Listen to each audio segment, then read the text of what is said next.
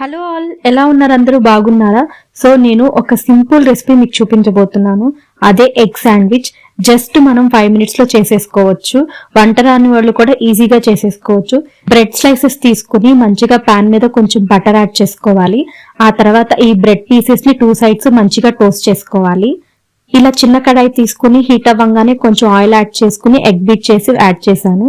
So ఆ తర్వాత కొంచెం సాల్ట్, కారం అండ్ గరం మసాలా యాడ్ చేసుకుని ఇలా పౌడర్ లాగా సో అవి ఇందులో కొంచెం పైన చల్లేసా అనమాట ఎగ్ మీద.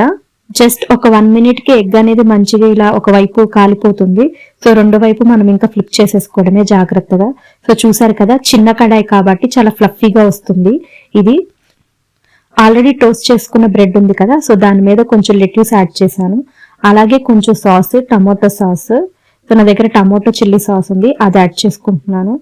దానిపైన కొంచెం ఈ ఆనియన్ అండ్ టమాటో పీసెస్ ఉంటాయి కదా, అవి స్లైసెస్ లో కట్ చేసుకున్నాను. సో అవి యాడ్ చేసేసుకుంటున్నాను. ఇంకా ఈ ఆనియన్ టొమాటోలో కొంచెం salt and pepper powder add చేసుకున్నాను.